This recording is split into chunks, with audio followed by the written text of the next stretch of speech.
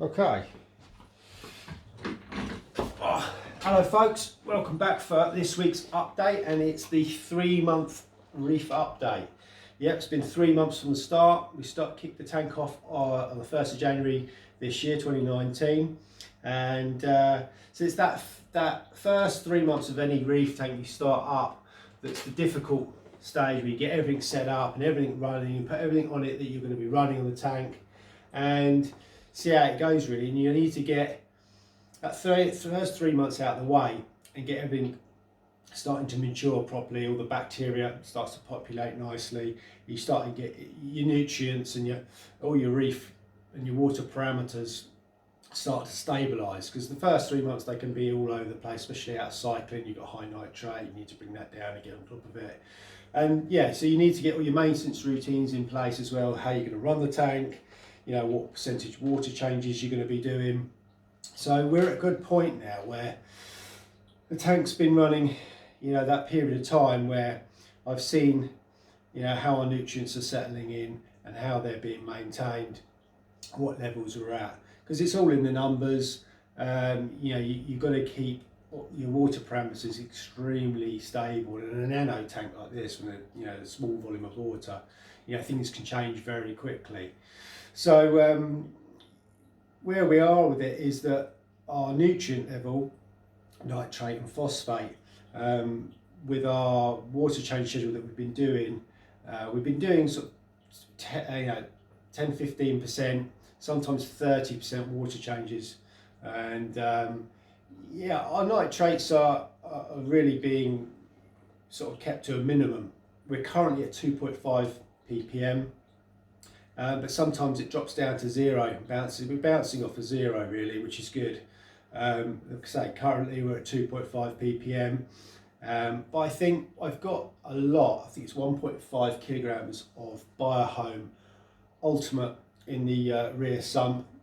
That I think is starting to kick in now and starting to colonise with the bacteria that you need to create a full cycle. That's starting to kick in, because sometimes we can be at sort of 1-2 ppm and it can suddenly go down within 2 or 3 days and hit zero and then come back up again. So that's good. We're not carbon dosing at all, so we're not using Red Seas, no pox. We were initially, but we come off that with the bacterial bloom, and it's sort of naturally starting to stay really, really low, which is a really good sign. I noticed that 0 ppm, when the nutrients are really, really low, the pulse score I put in really was not comfortable at all. It really closed up, but now they're up sort of 1-2 ppm. It seems to be a lot more comfortable and is out of loads now. We have just recently added in 2 new corals. We've just started with our first SPS corals.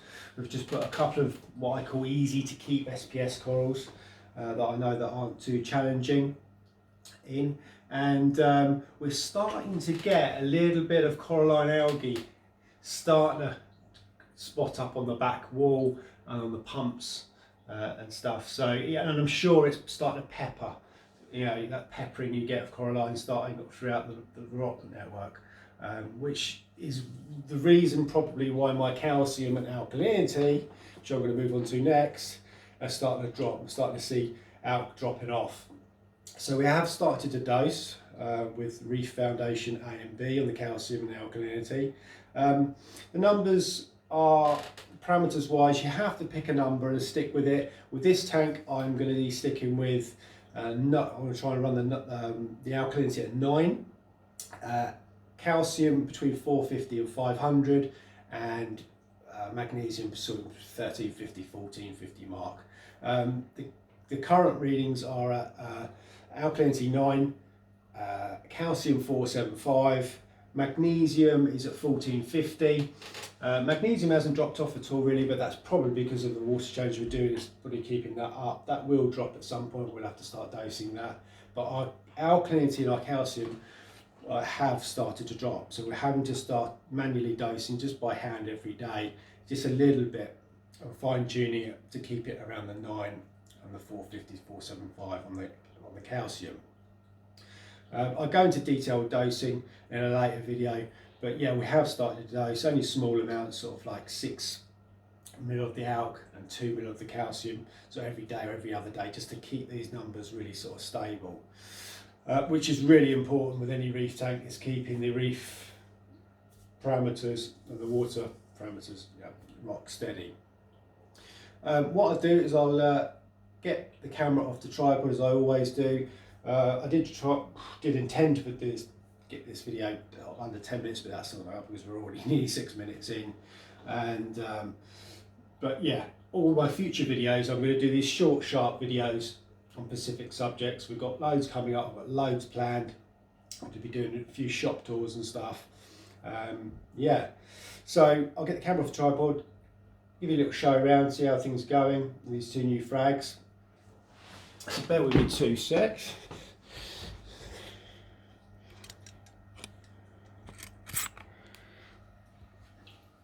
Okay,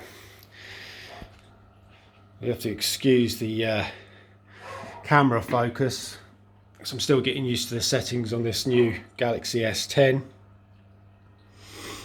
and ignore my dog barking. Okay, so this is the purple stylo that we put in at the top, and that's doing fine. It's just been in there probably a couple of weeks,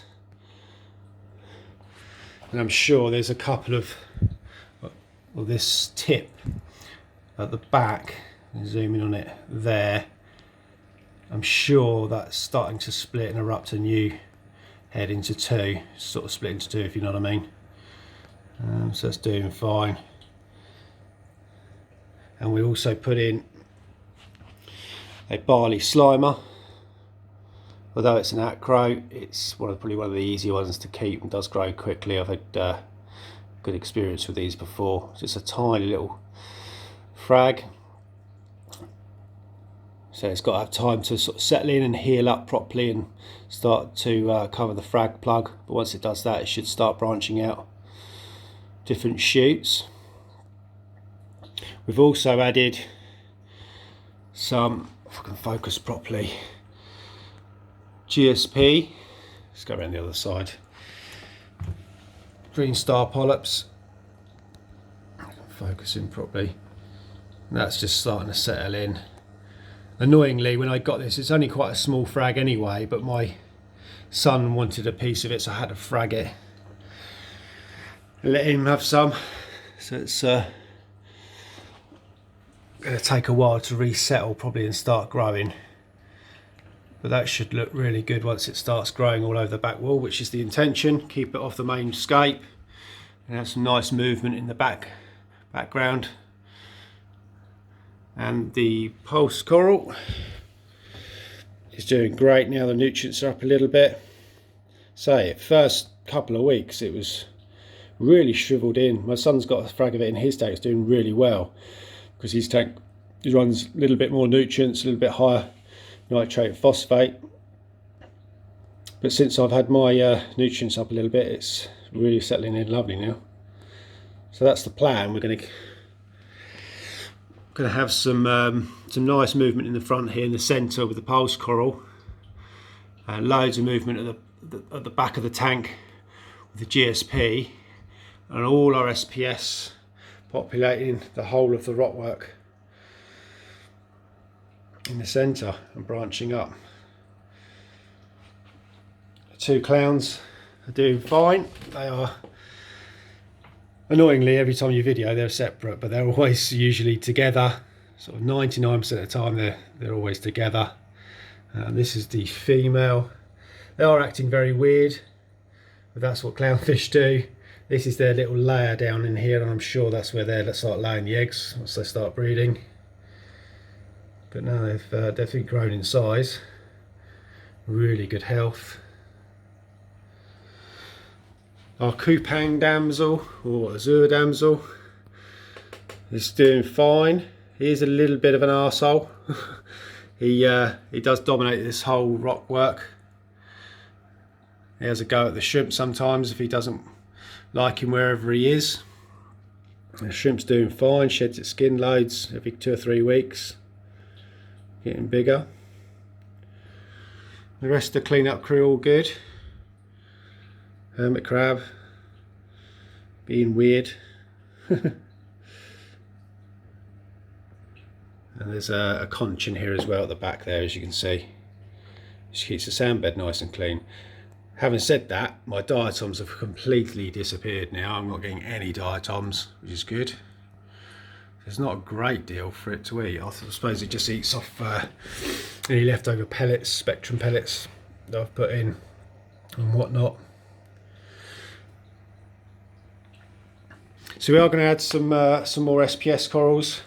Probably start with some hystrix, a couple of different types of hystrix, and then work up through acros on the top shoulders of the rockwork. I'm not sure yet. We'll just see how these go for the next couple of weeks. So we've got to add our dosing system on. I'm not sure what dosing system we're going to go for yet. I'm hoping to change this light out as well for a Kessel. If anybody's up for buying this light, give me a message. It's collection only. I won't send it. I can't be asked for doing all that. So if you live locally, close to me in Bexley-on-Sea, Sussex, the light will be for sale.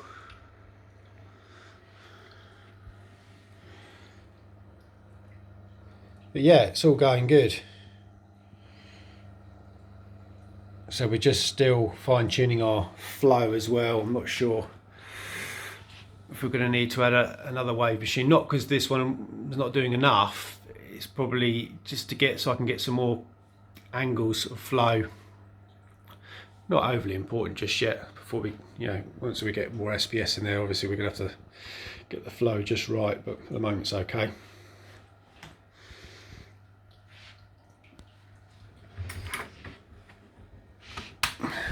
Cupboard, everything in. My ATO reservoir tank, 20 litres, lasts about, I say 20 litres, I think it's 30 litres actually. Yeah, it's 30 litres.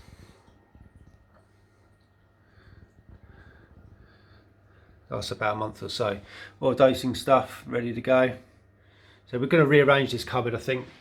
I'm going to have an RO tank, reservoir tank, top-up tank, sort of built specifically for here with a nice lid and everything. Mount the dosing system and dosing containers and that down here. I'm not sure yet.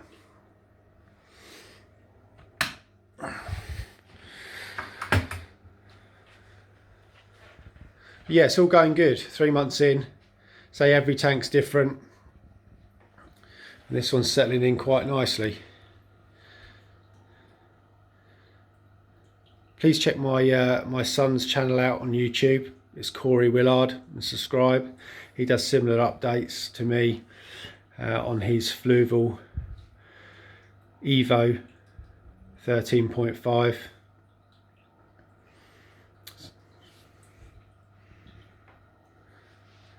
If you've got any questions, hit me up in the comments section below. If you're new to the channel, hit the subscribe. And if you like the video, hit that thumbs up. I do read all your comments. Try and get back to everyone. It's hard because there's so many comments that come on the videos, but I do try.